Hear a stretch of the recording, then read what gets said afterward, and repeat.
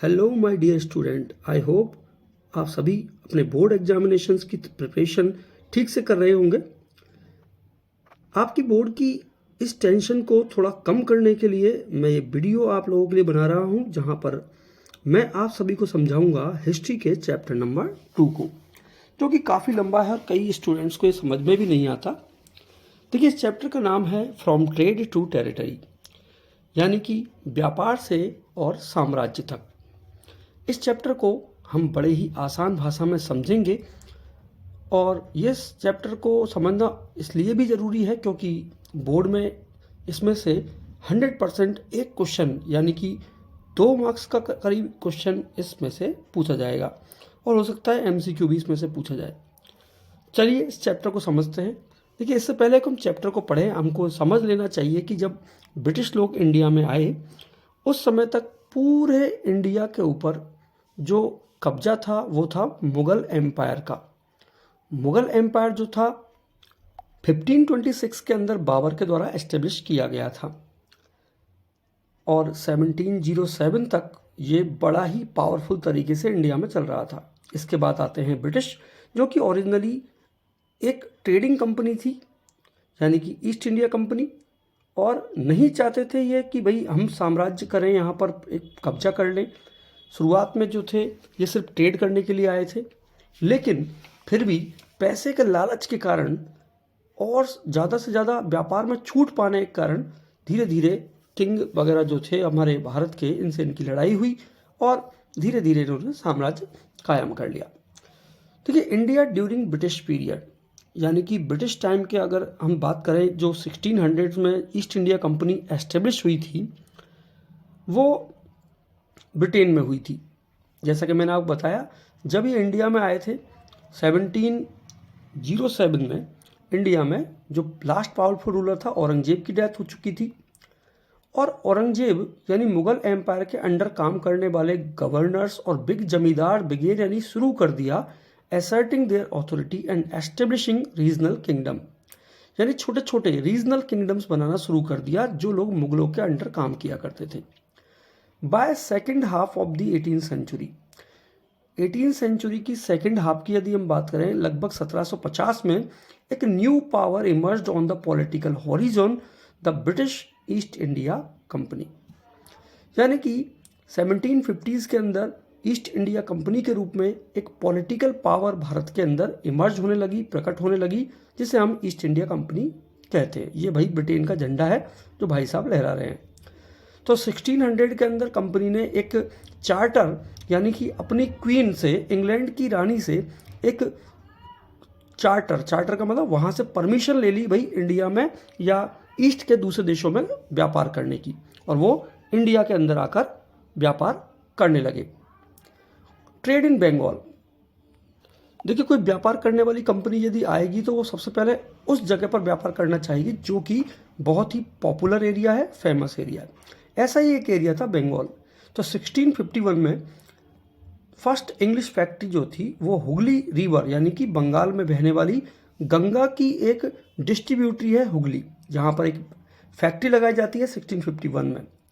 1696 में इस कंपनी ने, यानी ईस्ट इंडिया कंपनी ने, built A fort around the settlement, अपने आसपास रहने की जगह पर ही फोर्ट बनाना शुरू किया। और कंपनी कंटिन्यूसली ट्राइड करती है, यानी कोशिश करती है कि भाई कंसेशन मिला जाए, उसे छूट दी जाए व्यापार करने में। तो 1696 में ये होता है। इसके बाद में जो कि कोलकाता जो सिटी है, आप जानते हैं, उसको कालीकटा भी कहते हैं। यहाँ पर बंगाल के नवाब जो थे, यानी बंगाल में जो नवाब थे जो कि मुगल के अंडर काम किया करते थे, उन्होंने रिफ्यूज़ किया to grant the company concession और डिमांड की कि लार्ज ट्रिब्यूट्स, यानी कंपनी की तरफ से, राजा ने डिमांड की कि भाई कंपनी की तरफ से हमें गिफ्ट मिलने चाहिए, ट्रिब्यूट्स मिलने चाहिए, और कंपनी को टैक्स भी देना पड़ेगा। और denied it any right to mint coins, company, देखिए हिम्मत देखिए, कंपनी की कॉइन्स छापने लगी तो राजा ने मना कर दिया। And stopped it from the expanding it's fortification. They also claimed that company was depriving the Bengal government of huge amount of revenue and undermining the authority of the नवाब, यानी नवाब लोगों को ये लगता था कि कंपनी जो है बंगाल में आर्थिक रूप से नुकसान कर रही है टैक्स न दे करके, और राजा को भी कुछ ना मानकर अपने कॉइन्स या अपने किले बनाना, ये है राजा को नीचे दिखाने के बराबर है। इसके बाद में देखिए, जो कंपनी बहुत ज़्यादा प्रेशराइज करती है, राजा भी इधर से प्रेशराइज करता है, तो एक बैटल होता है जिसे कहते हैं बैटल ऑफ प्लासी। इस बैटल से संबंधित क्वेश्चन बोर्ड के एग्जाम में आ सकता है। देखिए 1757 में रॉबर्ट क्लाइव नाम के एक व्यक्ति थे जिन्होंने कंपनी की आर्मी को लीड किया अगेंस्ट सिराजुद्दौला। और एक ये जो जगह थी, ये प्लासी नाम की जगह थी, जो पलास के पेड़ जहाँ पर उग रहे थे, इसलिए उसको प्लासी कहा जाता था। इसमें बंगाल के सिराजुद्दौला की डिफीट होती है। इसके पीछे मेन रीजन था for the defeat was that the force led by Mir Jafar never fought the war, यानी मीर जाफर जो कि सेनापति था सिराजुद्दौला का, वो अंग्रेजों से जाकर मिल जाता है। इस तरह से कंपनी की हार होती है और कंपनी के कब्जे में बंगाल आता है और कंपनी अपने आप को नवाब घोषित कर देती है। 1765 में Mughal emperor appointed the company as the diwan of provinces of Bengal. तो बंगाल का जो एरिया था उसका दीवान कंपनी को, यानी ईस्ट इंडिया कंपनी को नियुक्त कर दिया जाता है। It allowed the company to use the vast revenues resources of Bengal. और कंपनी को जब बंगाल पर अधिकार करने के लिए जब राइट्स मिल जाते हैं तो कंपनी बंगाल के जितने भी रेवेन्यू रिसोर्सेज थे, यानी टैक्स कलेक्शन जहां से बंगाल में आता था, उस सब पर कब्जा कर लेती है। कंपनी रूल एक्सपेंडेड या एक्सटेंडेड भी बोल सकते हैं। तो यानी कंपनी का रूल और विस्तार हो जाता है, यानी कि दूसरे शहरों में, दूसरे एरियाज में फैलने लगता है। और दूसरे एरियाज में फैलाने के लिए सबसे इंपॉर्टेंट जो टॉपिक है वो है सब्सिडियरी अलाइंसेस, जो कि बोर्ड के एग्जाम के लिए भी बहुत ही इंपॉर्टेंट है।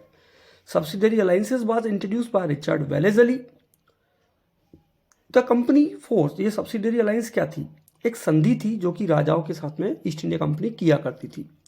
कंपनी इस संधि के माध्यम से फोर्स किया करती थी राजाओं को कि भाई सब्सिडियरी अलाइंस कर लें, और इसके बाद में राजा लोगों को had to put an army of British, यानी कि राजा लोगों को अपनी आर्मी रखने के अधिकार नहीं होता था और अंग्रेज उनकी जगह पर आर्मी रखते थे।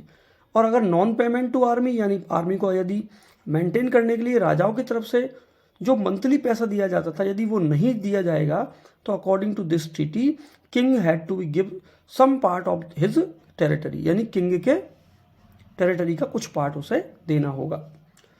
अगला टॉपिक है हमारा टाइगर ऑफ मैसूर। देखिए जो टाइगर ऑफ मैसूर है वो कहा जाता है टीपू सुल्तान को। टीपू सुल्तान बेटे थे किसके? Son of Hyder Ali. ये रूलर थे मैसूर के, ठीक है, जो कि प्रेजेंट कर्नाटका में आता है। टीपू सुल्तान ने मैसूर पर राज्य किया फ्रॉम 1782 टू 1799। देखिए टीपू सुल्तान जो है उन्होंने 1785 में stop the export of sandalwood, pepper and cardamom through the ports of his kingdom. Tipu Sultan ने ब्रिटिश लोगों से अपने किंगडम के पोर्ट यानी होता है वो जहाज जहां पर आकर रुकते हैं और चलते हैं, वहां से सैंडलवुड, पेपर, कार्डमम, इलायची जैसी चीजें जो है वहां से एक्सपोर्ट करने पर रोक लगा दी, यानी ब्रिटिश लोगों को गुस्सा कर दिया। इसके बाद में ब्रिटिश लोग जो है 4 वॉर वर फॉट, यानी कि 4 युद्ध लड़ते हैं। ब्रिटिश और मैसूर के बीच में 4 युद्ध होते हैं जिनको हम कहते हैं एंग्लो मैसूर वॉर, जो कि 1767 से 1769, 1780 से 1784 के बीच में, 1790 से 1792 और 1799 में आखिरी युद्ध होता है। इस तरह से कंपनी जो है फाइनली मैसूर पर अपना कब्जा कर लेती है। 1799 में ब्रिटिश लोगों ने श्रीरंगपत्तनम, जो कि मैसूर की कैपिटल है, ये भी आप याद रखिएगा, वहां पर कब्जा कर लिया और टीपू सुल्तान भी अंत में मारा गया अपनी कैपिटल श्रीरंगपत्तनम को बचाते हुए। नेक्स्ट टॉपिक है हमारा वॉर विद मराठास। तो देखिए मराठा लोगों से भी ब्रिटिश लोगों ने युद्ध किया। After the defeat of Maratha in battle of Panipat in 1761, they get divided in various small dynasties such as Scindia, Holkar, Gaekwad and Bhonsle. 1761 में मराठा और अफगानी रूलर्स के बीच में युद्ध होता है, जिसके तहत मराठा लोग बिखर जाते हैं, अलग अलग कैटेगरीज में बढ़ जाते हैं। 3 Wars were fought between Marathas and British. तो एंग्लो मैसूर वॉर 4 हुए थे और एंग्लो और मराठा वॉर जो थे 3 हुए थे। थर्ड वॉर डिसिसिव वॉर था, यानी निर्णायक युद्ध था, जहाँ पर पेशवा लोग जो थे उनको डिपोस्ट कर दिया जाता है, यानी अपने पद से हटा दिया जाता है मराठा राजाओं को, और सेंट टू बिठूर, और जो पेशवा थे नाना साहेब जिन्हें कहते हैं, उनको बिठूर नाम की जगह जो कि कानपुर के पास थी वहाँ पर भेज दिया जाता है ऑन पेंशन। नेक्स्ट है क्लेम टू पैरामाउंटेंसी। जो ये पैरामाउंटेंसी की पॉलिसी है, इसके तहत ब्रिटिश लोगों ने बड़े बड़े राजाओं को हराकर यह घोषणा कर दी कि अब ईस्ट इंडिया कंपनी ही भारत का सबसे बड़ा राजा है, पैरामाउंट किंग। और ये पॉलिसी को लेकर आए थे governor general lord Hastings. According to this, authority of East India company was paramount, यानी सर्वोच्च, so its power was greater than that of Indian state. और कंपनी ने घोषणा कर दी क्योंकि British East India company paramount हो चुकी है, सर्वोच्च हो चुकी है, तो अब कोई भी Indian state east India company से बड़ा नहीं है, यानी किसी भी स्टेट पर अब ईस्ट इंडिया कंपनी कब्जा कर सकती थी आसानी से। नेक्स्ट टॉपिक है डॉक्ट्राइन ऑफ लैप्स, यानी लैप्स वाला सिद्धांत। और ये सिद्धांत लेकर आए थे लॉर्ड डलहौजी। तो Lord Dalhousie adopted the policy of lapse. According to this policy, if an Indian ruler dies without a male heir, then his kingdom would be lapse. यानी इस पॉलिसी के अनुसार यदि कोई इंडियन राजा बिना किसी वारिस के, यानी किसी उत्तराधिकारी के बिना मर जाता है, तो उसका किंगडम लैप्स मान लिया जाएगा और वो जो है ब्रिटिश किंगडम का पार्ट बन जाएगा।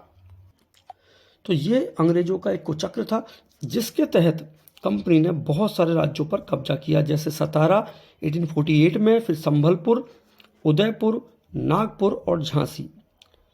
तो आप इन सबको याद रखिएगा। सबसे महत्वपूर्ण जो है वो सतारा है, यानी कि which state was merged by doctrine of lapse first, तो वो है सतारा। एडमिनिस्ट्रेशन अंडर ब्रिटिश, तो अब सब कुछ जो है ब्रिटिश लोगों के अंडर कंट्रोल हो चुका था, अब उनको चेंज करना था एडमिनिस्ट्रेशन में। तो 1773 में वॉरेन हेस्टिंग्स नाम के व्यक्ति गवर्नर जनरल बनते हैं बंगाल के, और control the governors of the presidencies of Madras and Bombay.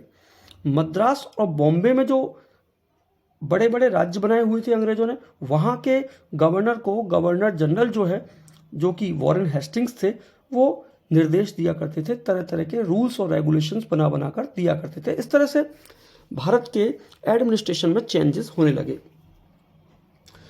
तो देखिए इन्होंने क्या क्या चेंज किए। इन्होंने हमारा जो कोर्ट का सिस्टम है, जो पंचायतों का सिस्टम था, राजा पहले न्याय किया करता था कोई भी जुर्म होने पर, तो इन्होंने वो सिस्टम को बदलकर कोर्ट्स एस्टेब्लिश किए, सिविल कोर्ट और क्रिमिनल कोर्ट्स।